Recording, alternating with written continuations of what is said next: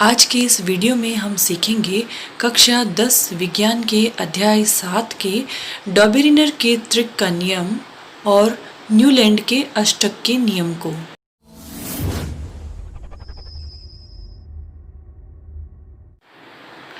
डॉबेरिनर का त्रिक का नियम।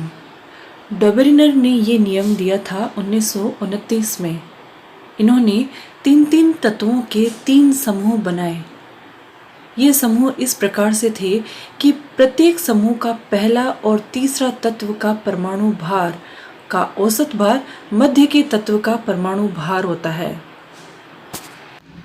डॉबेरिनर के त्रिक के नियम को हम इस उदाहरण से समझ सकते हैं। डॉबेरिनर ने जो 3 तत्वों के समूह लिए थे और उनमें जो 3 तत्व लिए थे उनके उदाहरण इस प्रकार से इस सारणी में हमारे सामने हैं। प्रथम समूह में 3 तत्व लिथियम, सोडियम और पोटेशियम थे। लिथियम का परमाणु भार 7, पोटेशियम का 39 और दोनों का औसत परमाणु भार 23 था, जो सोडियम यानी उसके मध्य के तत्व का था। इसी प्रकार सोडियम के जो गुणधर्म थे वे भी लिथियम और पोटेशियम के गुणधर्मों के मध्य के थे। अब हम देखते हैं दूसरा त्रिक। इसमें तत्व थे कैल्शियम, स्ट्रोंशियम और बेरियम। कैल्शियम का परमाणु भार 40 और बेरियम का 137 और दोनों का औसत लगभग 88 यानी स्ट्रोंशियम का परमाणु भार था। स्ट्रोंशियम का परमाणु भार के अलावा इनके जो गुणधर्म थे वे भी कैल्शियम और बेरियम के मध्य के थे। डॉबेरिनर के जो त्रिक का तृतीय समूह था उनमें जो तत्व थे वे थे क्लोरीन, ब्रोमीन और आयोडीन। क्लोरीन का परमाणु भार 35 और आयोडीन का परमाणु भार 127 और दोनों का औसत लगभग 80 के करीब ब्रोमीन का था। ब्रोमीन के गुणधर्म भी दोनों के मध्य के थे। तो ये थे डॉबेरिनर के 3 समूह 3 तत्वों के।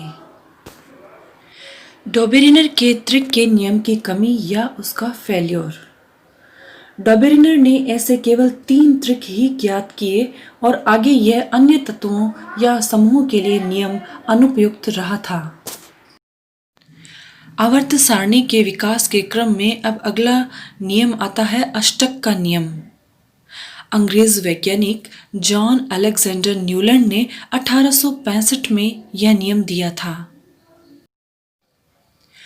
न्यूलैंड ने तत्वों को उनके बढ़ते हुए परमाणु भार के अनुसार व्यवस्थित किया और उन्होंने पाया कि प्रत्येक 8वें तत्व के गुण पहले तत्व के समान होते हैं। यह बिल्कुल संगीत के स्वर के समान होते हैं, जिसमें पहला स्वर और 8वां स्वर एक समान होता है, जैसे सा, रे, गा, मा, पा, धा, नी, सा। पहला सा और 8वां स्वर सा दोनों एक समान है।